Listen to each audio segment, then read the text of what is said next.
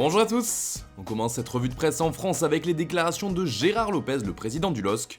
Celui-ci s'est livré dans les colonnes de l'équipe et a notamment donné son avis sur la décision d'arrêter la Ligue 1. Selon lui, c'est une décision catastrophique et il redoute les conséquences économiques et sportives qui en découleront. L'autre information du jour dans les pages du quotidien, c'est le cas Aouar. D'après le journal, du côté de l'OL, la porte est ouverte concernant le jeune milieu de terrain français. Les Lyonnais ont planifié son départ cet été, mais un flou règne actuellement sur le mercato, ce qui pourrait bien repousser son transfert. D'ailleurs, si Manchester City était au départ le premier choix d'Oussem Aouar, ce dernier aurait changé d'avis. En effet, il ne serait plus très chaud à l'idée de signer chez les Sky Blues en cas de suspension avérée en Coupe d'Europe. On part maintenant en Angleterre où l'image du jour est celle des joueurs de Liverpool à l'entraînement en train de plier le genou.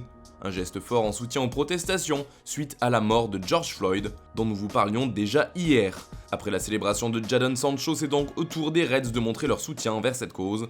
L'union fait la force, résume le Daily Mirror. Le tabloïd nous livre aussi une autre nouvelle, plutôt inattendue cette fois. Dans le cadre de cette crise sanitaire, les joueurs de Première Ligue pourraient changer de vestiaire avant les matchs. Ce sera l'un des points d'un nouveau protocole à suivre pour les clubs. Une information qui fait aussi les gros titres du Daily Express qui parle de bâtiments préfabriqués dans lesquels les joueurs devront se changer.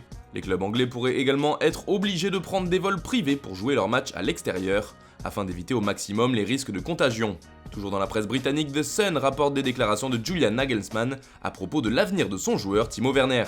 L'attaquant de Leipzig est suivi par plusieurs grands clubs dont Liverpool et son contrat possède une clause libératoire de 60 millions d'euros. Son entraîneur a expliqué qu'il n'y avait rien qu'il puisse faire pour le retenir.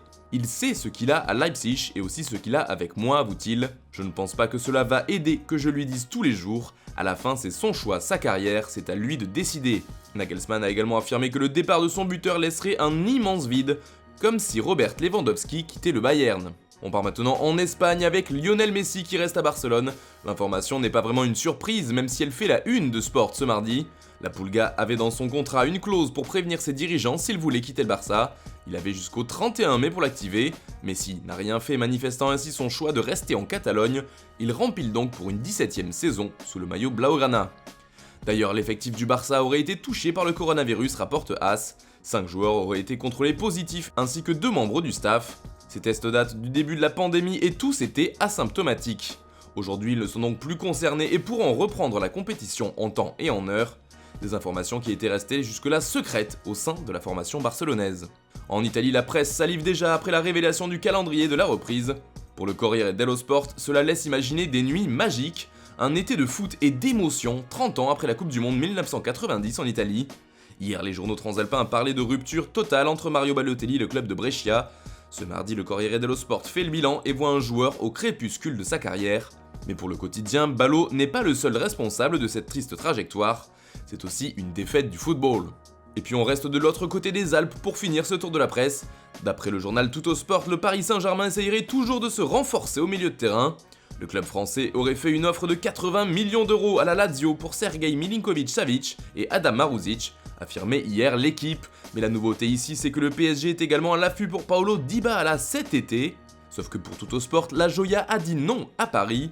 L'Argentin persiste, il veut rester à la Juventus. Une chance pour la vieille dame qui d'après Tuttosport a un plan pour faire de Dybala le symbole de l'équipe.